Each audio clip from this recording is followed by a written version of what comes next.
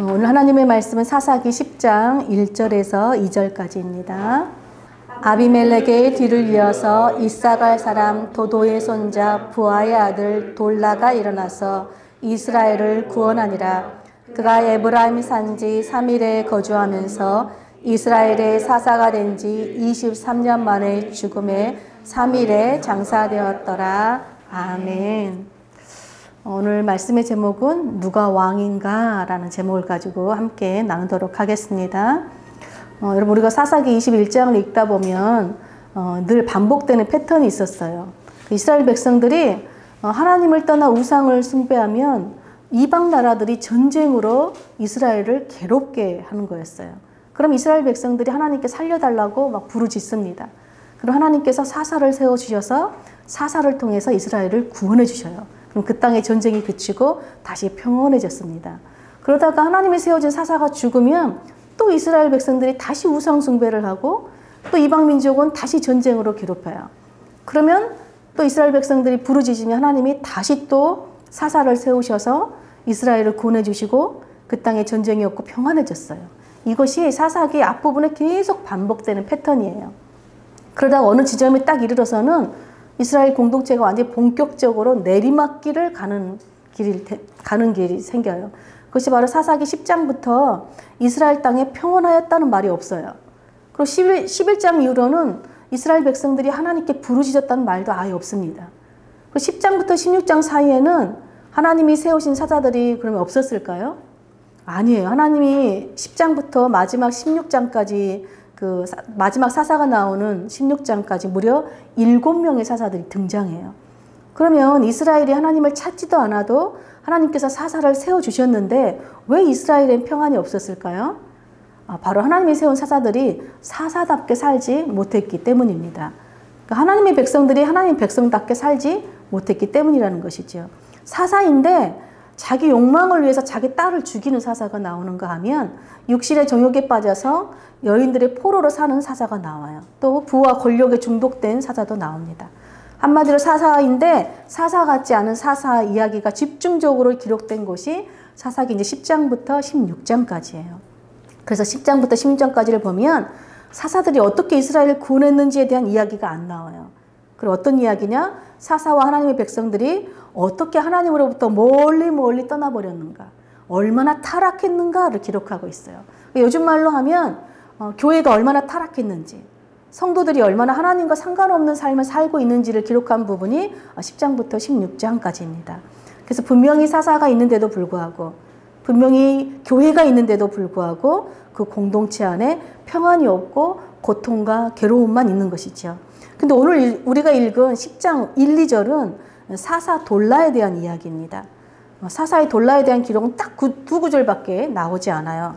돌라가 어떤 사사이고 누구랑 싸웠는지에 대한 기록이 없습니다. 근데 분명한 것은 돌라가 23년 동안 이스라엘을 구원하다가 죽었대요. 그럼 우리가 돌라가 어떤 사사였는지 우리가 어떻게 알 수 있을까요? 유일하게 알 수 있는 힌트는 그 10장 1절에 나오는 한 문장, 그 문구예요. 바로 아비멜렉의 뒤를 이어서 라는 문구예요. 즉, 그러니까 돌라가 어떤 사사였는지를 이해하려면 이 아비멜렉이 어떤 사람인지를 좀 살펴봐야 된다는 거예요. 더 나아가서는 이 아비멜렉의 아버지인 기드온까지도 살펴봐야 돌라의 삶을 이해할 수 있다는 거예요. 여러분, 기드온 하면 가장 먼저 자동으로 떠오르는 단어가 있어요. 바로 기드온과 300용사예요. 그러니까 기드온은 300명만 가지고 이스라엘 군사 그 300명 가지고 미디안의 수십만의 군대를 무찌르고 이스라엘을 구원한 아주 유명한 사사입니다. 근데 기드온이 맨 처음에 하나님으로부터 사사로 부르심을 받았을 때 기드온이 이렇게 말했어요. 주님, 우리 집은 이스라엘 중에 가장 작은 므낫세 집안이고 또 우리는 그 가장 작은 집안의 내 아버지 집에서 나는 가장 작은 자인데 어떻게 제가 이스라엘을 구원할 사사가 되겠습니까? 나는 사사가 될 만한 자격이 없습니다. 라고 아주 겸손하게 말했어요. 그런데 기드온이 어느 날 아주 교만에 빠지게 돼요. 여러분, 우리가 언제 교만해질까요? 사람이 언제 교만해지죠? 보통 성공했을 때죠. 돈이 많아지거나 힘이 생겼거나 또 사람들로부터 인기를 받게 됐을 때 우리는 쉽게 교만에 빠지게 됩니다. 분명히 기드온은 하나님 앞에서 하나님, 저는 사사가 될 만한 자격이 없어요 라고 고백했어요. 그런데 교만하게 변합니다. 왜냐하면 미디안과 승리하고 나서 이스라엘 사람들이 기드온을 찾아와서 이렇게 말해요. 사사기 8장 22절에 보면 당신이 우리를 미디안의 손에서 구원하였으니 당신과 당신의 아들과 당신의 손자가 우리를 다스리소서라고 말해요. 여러분, 우리를 다스려달란 말은 무슨 말이에요? 우리 왕이 되어주십시오라는 뜻이에요. 지금 백성들은 기드온에게 당신이 그리고 당신의 아들 자자손손 대대로 우리를 다스리는 왕이 되어주십시오라고 지금 말하고 있는 것입니다. 여러분, 사사기 시대 이스라엘은 다른 이방 나라처럼 왕이 없었어요. 왜 왕이 없었을까요? 이스라엘은 왕이신 하나님을 다스림을 받고 사는 하나님의 백성 공동체였기 때문입니다. 이것이 바로 세상과 구별된 구원받은 하나님의 백성들이에요. 하나님은 사사들을 통해서 이스라엘을 구원하여 주심으로 하나님이 이스라엘을 다스리는 왕이심을 보여주셨어요. 그러므로 기드온을 사사로 세우시고 또 기드온을 통해서 이스라엘을 구원하여 주신 분은 하나님이신 것이죠. 근데 이스라엘 백성들은 자신들을 구원해달라고 하나님께 기도했어요. 그리고 그 기도 응답으로 기드온이 미디안으로부터 자신들을 구원해줬어요. 그러면 이 이스라엘 백성들이 하나님께 어떻게 반응해야 될까요? 사사 기드온을 세워주셔서 우리를 미디안의 손에서 구원해주신 하나님, 우리 왕 되신 하나님께 감사와 찬양을 드립니다 하고 영광을 돌려야 되는데 지금 어떻게 하고 있는 거예요? 기드온이 우리를 구원했으니 당신이 우리의 왕이 되어야 합니다 하고 기드온에게 지금 모든 영광을 돌리고 있는 것입니다. 여러분, 우리가 사람에게 도움을 받으면 감사를 표현하는 거 당연한 거예요. 그런데 그 사람을 통해서 하나님께서 기도에 응답하시고 우리를 도와주신 그 하나님께 감사와 찬양으로 영광을 돌려야 되는 것은 정말 마땅한 것이죠. 여러분, 우리가 순간순간 하는 말들이 하나님께 영광이 되는 신앙 고백이 될 수도 있고 사람에게 영광을 돌리는 고백이 될 수도 있어요. 제가 며칠 전에 페이스북을 보니까 아시는 목사님께서 어느 산에 가신 것 같아요. 그러면서 그 산에 간 사진과 함께 이렇게 글을 썼더라고요. 나는 자연 속에 있으면 천지를 창조하신 하나님의 품 안에 있는 것 같아 너무 좋습니다 하면서 쭉 글을 썼어요. 여러분, 자연을 보면서 천지를 창조하신 하나님의 그 손길을 느끼고 자연을 통해서 자신을 품어주시고 이루어주시는 그 하나님께 감사와 찬양으로 영광을 돌리고 있더라고요. 여러분, 우리 삶의 모든 순간순간이 하나님의 손 안에 있다는 걸 믿으십니까? 또한 우리 인생이 하나님의 선물이심을 믿으십니까? 그래서 우리가 아주 작고 사소한 일에도 하나님의 은혜임을 고백하며 감사와 찬양으로 하나님께 영광을 돌리는 것, 이것이 바로 하나님을 나의 왕으로 고백하는 믿음의 사람들의 고백입니다. 그러므로 우리 늘기쁨교회 성도들도 사람들에게 감사를 표현할 뿐만 아니라 모든 순간순간 우리와 함께 하시는, 그래서 우리에게 도움을 주시는 하나님께 감사와 찬양으로 영광을 돌리시길 축복합니다. 그런데 자신들을 다스리시고 구원해 주시는 하나님께 영광을 돌리지 않고 하나님이 택한 사람에게, 기드온에게만 영광을 돌리는 것을 기드온이 듣고 어떻게 반응했을까요? 우리 사사기 8장 23절 볼까요? 같이 한번 읽어볼게요. 기드온이 그들에게 이르되 내가 너희를 다스리지 아니하겠고 나의 아들도 너희를 다스려야 하지 않을 것이요 여호와께서 너희를 다스리시리라 하니라. 아멘. 여러분, 너무 멋지지 않습니까? 사람들이 와서 당신의 가족들이 대대손손 우리 왕이 되어 주십시오 했더니 기드온이 나도 왕이 아닙니다. 우리 아들도 왕이 아닙니다. 그 누구도 당신들의 왕이 될 수 없습니다. 오직 여호와 하나님만이 우리를 다스리시는 왕이십니다 라고 지금 너무 아름다운 신앙 고백으로 선포하고 있어요. 그런데 사람들 앞에서 이렇게 너무 멋있게 겸손하게 아주 선포를 했는데 이것이 진심이 아니라는 것이 금세 들통이 나요. 여러분, 기드온이 아내가 많았어요. 그래서 아들이 70명이나 됐습니다. 그리고 세겜에 있는 한 첩에서도 뒤늦게 아들이 태어났어요. 근데 그 아들의 이름을 기드온이 아비멜렉이라고 지어요.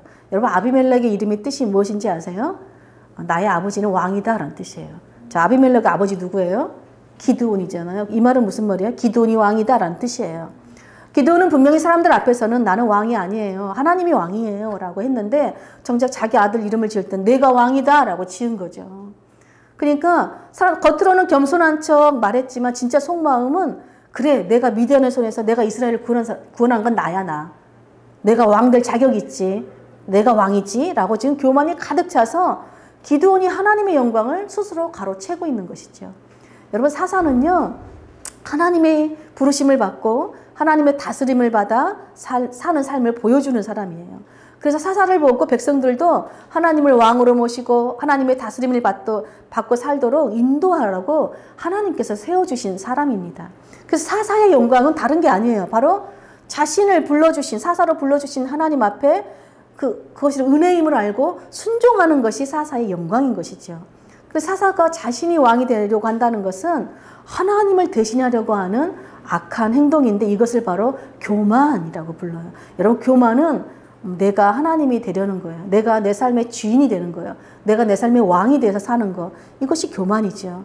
그래서 여러분, 사단은요, 교만의 왕이에요. 왜냐하면 이 교만이 바로 그 옛날 에덴 동산에서 아담과 하와를 죽음에 이르게 하는 병이었어요. 아담이 왜 선악과 따먹었죠? 사단이 너도 하나님처럼 될 수 있다라고 하니까 저거 먹으면 내가 하나님이 되는구나, 내가 왕이 되는구나 하고 따먹은 거죠. 그래서 여러분, 우리는, 사단은 교만의 왕이에요. 우리로 하여금 교만해서 무너지게 하는 것입니다. 그런데 여러분, 우리가 믿고 따르는 예수님은 겸손의 왕이시죠.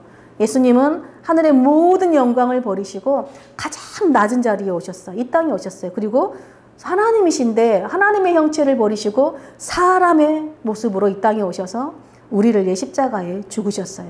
십자가에 죽기까지 하나님의 말씀에 복종하신 예수님의 겸손이 바로 십자가입니다. 그러므로 여러분, 하나님께서 예수님을 그 지극히 높여 모든 이름 위에 뛰어난 이름을 주셨어요. 하나님께서 하나님의 뜻에 순종해서 겸손하게 모든 일을 복종하신 예수님을 만물을 다스리시는 왕으로 세워주셨어요. 사랑하는 여러분, 영광은요, 우리가 스스로 취하는 게 아니에요.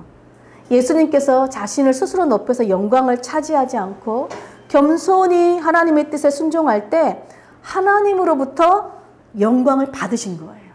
마찬가지로 우리의 영광은 바로 하나님의 부르심에 순종할 때 그것이 곧 우리의 영광입니다. 이것이 우리가 영생을 누리는 비결이자 동시에 하나님께 영광을 돌리는 삶인 것입니다. 그러면 왕의 염원을 담아서 아들의 이름을 아비멜렉으로 지은 기드온과 그의 아들들은 대대로 이스라엘의 왕이 되었을까요? 기드온은 40년 동안 사사로 지내다가 죽어요.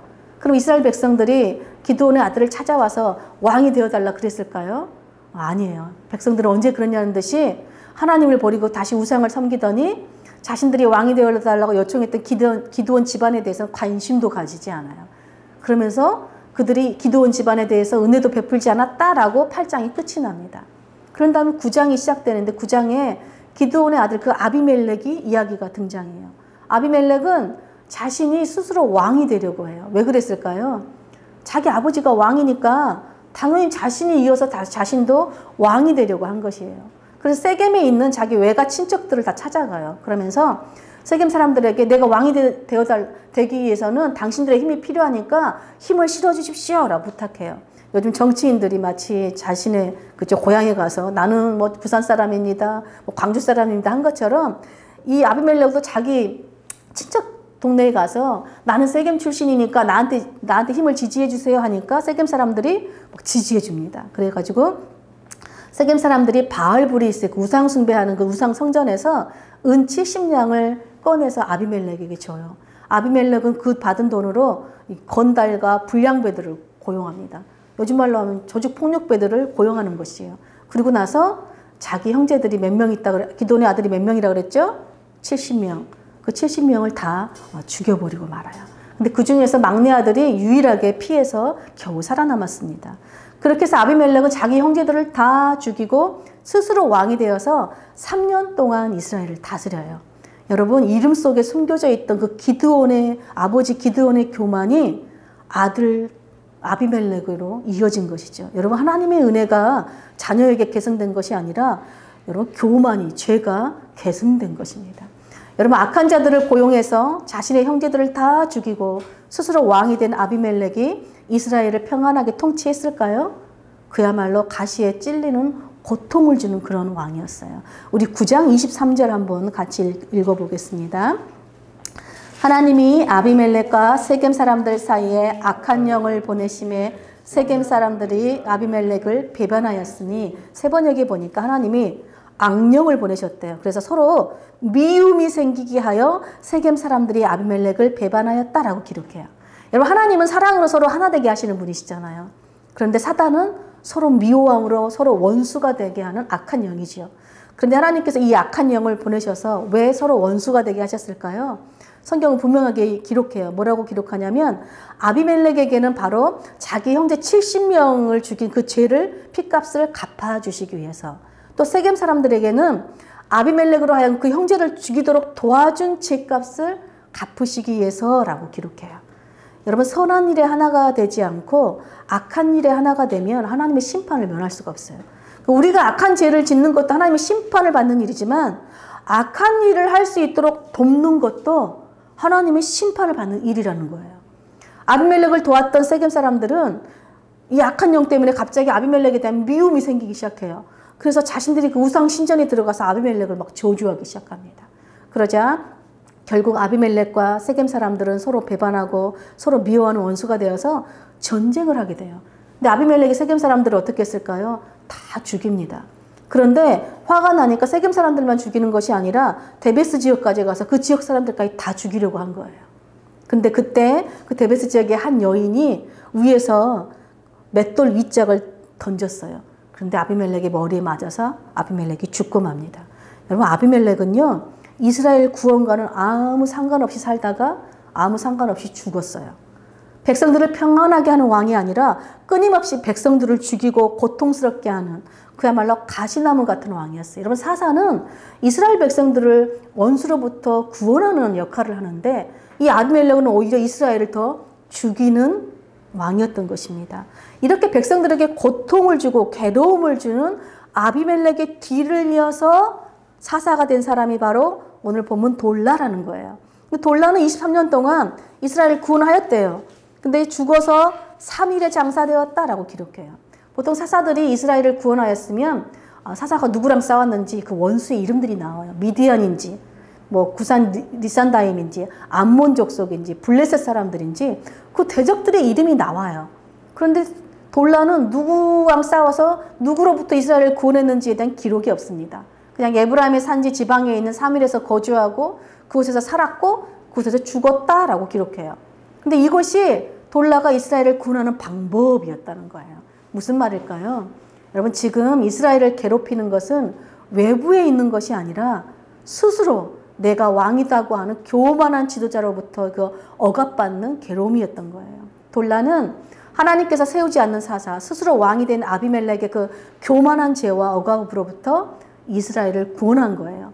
내가 왕이다라고 말하는 세상적이고 마귀적인 한 지도자로부터 이스라엘 공동체는 죽음에 이를 정도로 아주 피폐해진 상태였어요. 여러분, 이스라엘 백성들은 외부의 적이 아니라 자신들이 원했던, 그리고 자신들이 만들었던 그 왕 때문에 서로 미워하고 죽이고 고통당하고 있었던 것입니다. 여러분, 아비멜렉의 이름이 내 아버지가 왕이었다면 사사 돌라의 이름의 뜻이 무엇인지 아십니까? 돌라는요, 벌레라는 뜻이에요. 스스로 나는 왕이다, 교만한 이 사사가 엉망으로 만들어 놓은 하나님의 공동체를 나는 벌레입니다 라고 겸손하게 말한 이 사사가 이스라엘을 구원하였다고 성경은 기록하고 있습니다. 여러분, 오늘 이름을 통해서 우리가 돌라라는 이름을 통해서 알 수 있는 것은 돌라는 아비멜렉과는 정반대의 삶을 살았다는 거예요. 가장 낮은 자리에서 저는 아무것도 아닙니다, 나는 벌레입니다 라고 고백하면서 이스라엘을 숨쉬게 만들었고 죽어가는 이스라엘에게 구원과 생명을 가져다 줬대요. 여러분, 돌라는 기드온처럼 다른 나라에 가서 막 싸워서 막 공을 세운 사람이 아니에요. 그저 돌라가 한 건 뭐냐면 겸손히 자신을 죽이고 아비멜렉과는 정반대로 하나님의 왕되심을 드러내는 삶을 살았다는 거예요. 평생 하나님의 왕이심을 드러내다가 죽었다는 거예요. 이것이 스스로 왕이 된 아비멜렉이 무너뜨린 하나님의 공동체를 스스로 벌레라고 생각한 사사 돌라가 이스라엘을 구원한 방법이었다는 것입니다. 사랑하는 여러분, 아비멜렉처럼 내가 스스로 왕이 되어 내가 하고 싶은 대로 내가 주인이 되어 교만하게 살기를 원하십니까? 아니면 나는 죽고 주님을 나의 왕, 나의 주인으로 모시고 겸손하게 살기를 원하십니까? 여러분, 교만한 아비멜렉의 삶은요, 구원과 아무 상관이 없었어요. 생명과 아무 상관이 없지만 이 겸손한 돌라는 구원과 생명의 삶을 살았어요. 우리 이번 주에 고린도전서 통독을 했죠. 통독하다 보니까 사도 바울이 고린도교회 성도들에게 이렇게 말해요. 나는 날마다 죽습니다. 이래요. 여러분 왜 그렇게 고백했을까요? 고린도 교회는 하나님의 은사를 받은 사람들이 많았어요. 그런데 그 은사를 하나님의 선물로 받은 그 은사를 겸손히 다른 사람을 섬기고 사용하는 데 사용하는 것이 아니라 교만하게 자신을 뽐내고 자랑하고 스스로 나는 은사가 있기 때문에 난 지혜 있다라고 말함으로 교회 안에 분쟁을 일으켰기 때문입니다. 그 사도 바울은 사랑은 교만하지 않습니다 라고 말해요. 여러분 우리의 모든 은사와 재능은 하나님께서 겸손히 다른 사람을 사랑으로 섬기라고 주신 하나님의 은혜의 선물이기 때문입니다. 또한 바울은 고린도 교회를 향해서 이렇게 말해요. 내가 다른 모든 사도들보다 내가 더 열심히 일했어. 그런데 내가 이렇게 한 것은 내가 아니라 나와 함께 하신 하나님의 은혜로 된 거야. 나의 나된 것은 다 하나님의 은혜라 고백해요. 바울은요 자신이 한 것을 자랑하지 않아요.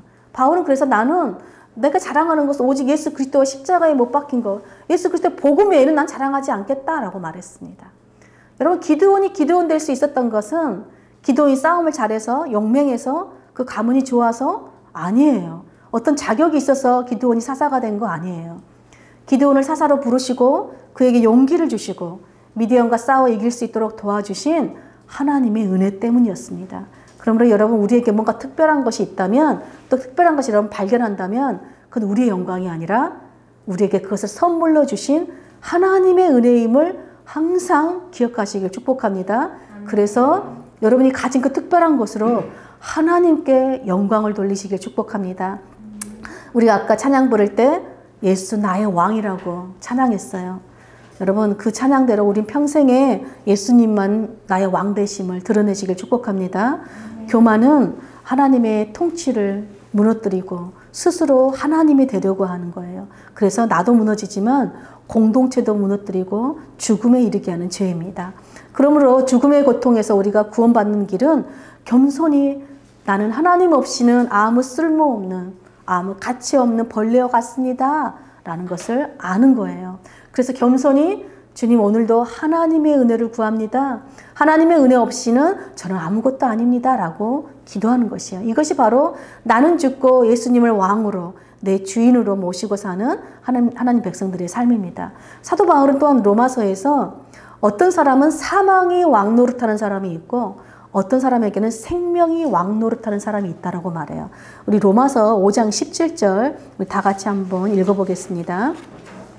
한 사람의 범죄로 말미암아 사망이 그 한 사람을 통하여 왕노릇하였은즉 더욱 은혜와 의의 선물을 넘치게 받는 자들은 한 분 예수 그리스도를 통하여 생명 안에서 왕노릇하리로다. 아멘. 여러분 우리가 왕노릇할 수 있어요. 그런데 구약에서는 생명 안에서 왕노릇한 사람들로 부르심을 받은 사람들이 이스라엘이었어요. 그리고 신약에서 생명 안에서 왕노릇하는 사람들을 부르심을 받은 사람들이 누구일까요? 그리스도인들입니다. 여러분 우리가 믿는 예수님은 죽어도 사는 생명의 복음이에요. 그러면 우리에게 그 구원의 생명을 주시는 예수님을 왕으로 믿고 따르는 것, 또 그분의 말씀에 순종함으로 하나님의 다스림을 받고 사는 것, 순간순간 하나님의 은혜가 아니면 살 수 없다며 하나님의 은혜를 구하며 그 은혜에 감사와 찬양을 돌리는 것, 이것이 바로 우리 그리스도인의 부르심이고 성도의 영광인 것입니다. 여러분 사사가 왕이 아니듯이 우리 그리스도인들 또 예수님의 제자들도 왕이 아니에요. 우리는 그저 우리를 부르신 주님을 왕으로 따르는 자들입니다. 우리가 이 왕 되신 주님의 부르심에 순종할 때 우리는 구원의 생명을 주시는 그 예수님 안에서 왕 노릇하는 하나님의 백성들로 사는 것입니다. 여러분 마귀는요 죄를 통해서 우리를 지배하는 왕이 되려고 해요. 그래서 우리를 교만으로 자꾸 유혹하는 것입니다. 그래서 주님께서 주기도문에 우리 기도를 가르쳐 주셨을 때 무슨 기도 가르쳐 주셨냐면 우리를 시험에 들게 하지 마시고 악에서 구원해 달라고 기도하라고 하셨어요. 이것이 바로 우리가 겸손히 주님께 구할 은혜의 기도입니다. 우리 마지막으로 시편 149편 4절도 함께 믿음으로 선포하겠습니다. 여호와께서는 자기 백성을 기뻐하시며 겸손한 자를 구원으로 아름답게 하심이로다. 아멘. 여러분 하나님 백성들은 다른 말로 하면 겸손한 자래요. 하나님께서는 겸손한 자를 기뻐하시고 항상 아름다운 구원으로 생명으로 인도하신다는 거예요. 저와 여러분은 교만하여 스스로 왕이 되어 이스라엘 공동체를 가시의 고통 속에 살게 한, 죽음의 고통 속에 살게 한 아비멜렉이 아니라 나를 사사로 불러주신 그 하나님의 은혜에 감사하며 겸손히 나는 죽고 주님만 왕되게 하심으로 이스라엘 공동체를 아름다운 구원으로 인도한 그 돌나로 사시길 축복합니다. 그래서 우리를 통해 왕 되신 예수 그리스도의 생명이 우리 안에서 왕 노릇하여 우리가 악한 사망 권세를 깨뜨리고 하나님께 영광을 돌리는 하나님의 거룩한 백성들로 사시기를 간절히 축복합니다. 아멘.